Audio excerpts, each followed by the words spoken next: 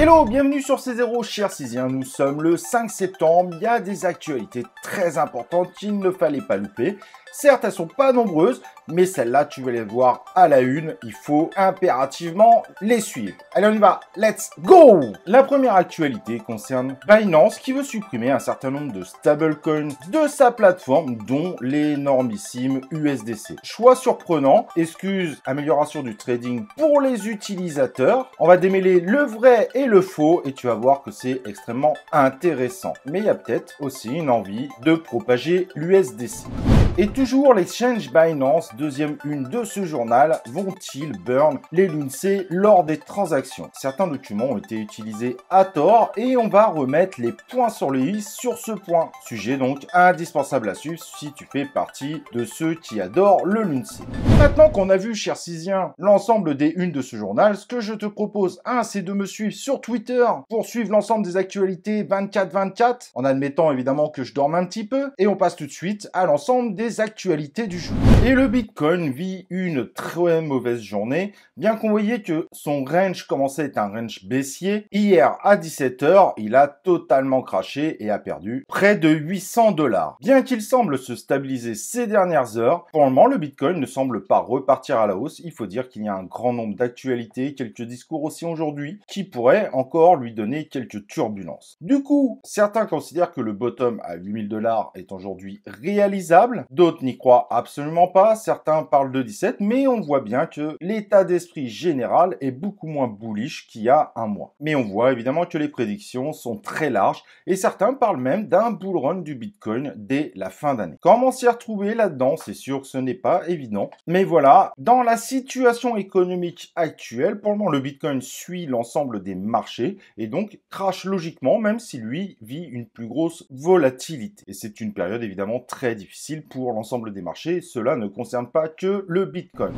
Et après le succès fou évidemment des cartes de foot chez Sora, il décide de s'attaquer à des cartes de collection, probablement les plus collectionnées dans le monde, celle du basketball, qui sera en revanche sur un autre jeu blockchain dédié. Très prometteur, il est vrai qu'il y a encore beaucoup de collectionneurs de ces cartes de jeu de la NBA. Peut-être aussi un moyen finalement pour Sora de se relancer, c'est vrai que dernièrement on en entend quand même beaucoup moins parler. En tout cas, les fans du basket et de la NBA devraient se régaler évidemment de cette actualité. Alors que Netflix compte intégrer des publicités dans une offre particulière sur évidemment ses offres Netflix, c'est clair que dès le début, la plateforme refusera toute publicité mentionnant en effet de la crypto-monnaie. Pour le moment, la société prend totalement ses distances avec cet univers-là. Mais cela ne risque de pas être si simple que ça. En France, par exemple, toute entreprise qui est PSN peut faire sans souci de la publicité pour les résidents français. Et cela pourrait donc devenir problématique pour Netflix d'interdire quelque chose d'autorisé officiellement en France. On verra évidemment ce que ça va donner. Mais en tout cas, pour le moment, crypto-monnaie sur Netflix, c'est pas pour aujourd'hui.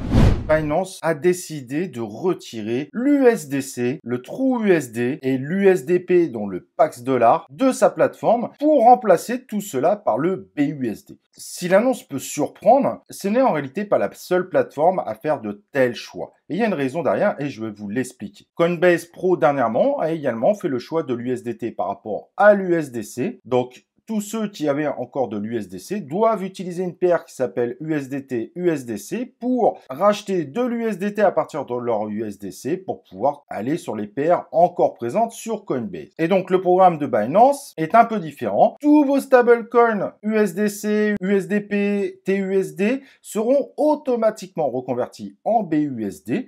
Les paires évidemment sur ces trois stablecoins disparaîtront, mais vous annonce que vous pourrez retirer à tout moment vos BUSD, mais vous pourrez retirer à tout moment ces trois stablecoins en utilisant vos BUSD avec un ratio garanti de 1 pour 1. Ce qui change en réalité énormément la donne par rapport à Coinbase et ce qui est plutôt inquiétant. Ça veut dire que finalement, les USDC que vous auriez ne vous seront plus réservés, mais seront mis dans un pot commun. Et les premiers servis seront les premiers qui auront leur USDC. Si jamais, par exemple, le BUSD venait à cracher totalement, des stablecoins qui crachent, ce n'est plus du tout une utopie aujourd'hui, cela voudrait dire que les premiers qui arrivent à sortir seraient les gagnants et puis tous les autres finiraient avec plus rien. C'est quand même pas spécialement rassurant et certains détracteurs iraient même dire que Binance pourrait s'en servir tout simplement le premier et laisser les miettes à leurs clients. Bon, là, je dis bien que ce sont des détracteurs, mais finalement, on se retrouve dans une situation à très haut risque. De plus, le BUSD est tout simplement utilisé que par la plateforme Binance. Elle représente à elle seule évidemment plus de 97% des échanges du BUSD, mais cela pourrait amener évidemment Binance, par sa position aujourd'hui dominante sur le marché,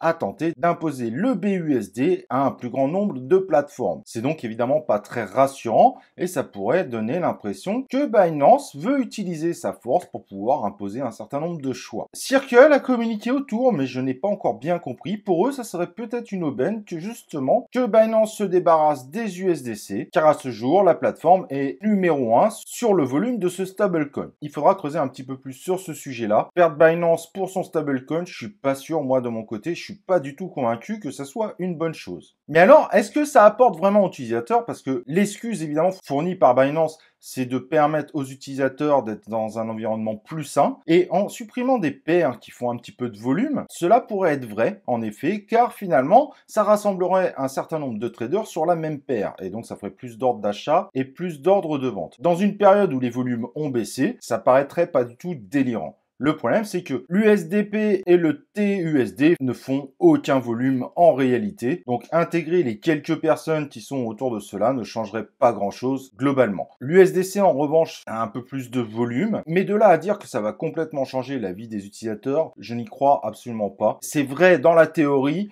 dans le concret, ça ne devrait pas rajouter grand-chose par rapport aux paires BUSD qui font énormément de volume sur la plateforme Binance. À voir ce que ça va donner, mais certains crient à la tentative de monopole. Et cela pourrait même amener finalement, avec ce concept en plus de ratio 1 pour 1, amener Binance à avoir des problèmes dans le futur. Wait and see.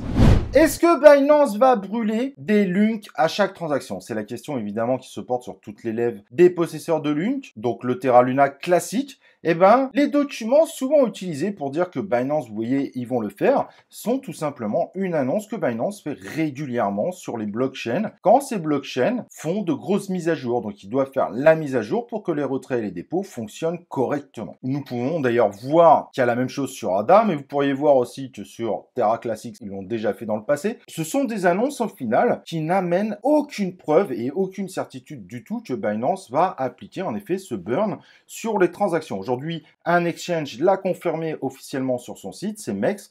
Mais MEX, comme vous le savez, c'est 0,7% des volumes, ça n'aura aucun impact. Et c'est normal que tout le monde se retourne vers Binance, car Binance, à lui seul, fait 55% des volumes de la crypto-lunk, ce qui est gigantesque bien évidemment, et appliquer cette taxe aurait beaucoup plus d'impact. En revanche, l'inquiétude qu'on peut avoir en lisant ce message, et une inquiétude rationnelle sur le coup, c'est que Binance, en fait, n'applique absolument pas cette burn tax et fasse exactement comme Gate. Gate a annoncé officiellement sur son blog que le burn se fera probablement sur les dépôts et les retraits, car évidemment, ils vont mettre à jour leur exchange par rapport à la prochaine mise à jour du Terra classique, mais qu'ils n'appliqueront pas on-chain la taxe sur le LUNC. Donc, tous les volumes qui seront réalisés par Gate n'amènera à aucune taxe. Seuls les retraits et les dépôts participeront au burn. Il faut savoir évidemment que Gate, c'est 5% du volume actuellement sur le Terra classique. Tout ça pour dire qu'il est impossible aujourd'hui de savoir si Binance va appliquer ou non le burn de 1,2%. Seul Binance finalement le sait, et pour Binance, c'est un choix évidemment très compliqué, surtout qu'en ce moment, ils sont en pleine séduction avec l'ensemble des régulateurs, et que cette taxe évidemment pourrait être très mal vue. Donc en réalité, aujourd'hui, est-ce que cette burn tax, donc la taxe sur les transactions pour brûler des tokens de 1,2% sera appliquée? C'est possible, mais c'est également possible qu'elle n'arrive jamais. En tout cas, Binance aujourd'hui reste muet sur le sujet. Par contre, ce qui est plutôt inquiétant, c'est que si finalement Binance ne l'applique pas, ça pourrait évidemment mettre un gros coup de froid à toute cette hype actuelle, car la plupart des investisseurs ne misent que sur le burn du LUNC, et sans Binance et sans Gate, ça fait quand même 60% des volumes qui ne seront pas du tout impactés par le burn tax. Il faut savoir que la plupart des exchanges ont toujours refusé de mettre en place ce burn, que ce soit pour SafeMoon, qui a eu sa hype de folie il y a plus d'un an, et d'autres tokens qui ont un petit peu les mêmes concepts. On verra bien, mais vous emballez pas, aujourd'hui, on ne sait pas tout simplement, et donc il faut prévoir finalement que Binance peut-être ne la mettra pas en place, comme je le disais dans ma vidéo précédente, stop limit obligatoire. Voilà, en tout cas, j'espère que vous avez été ravis par ce journal crypto. N'oublie pas de t'inscrire sur la chaîne YouTube, d'activer les cloches de notification, de liker cette vidéo. Et nous, on se retrouve évidemment pour une prochaine vidéo du journal crypto.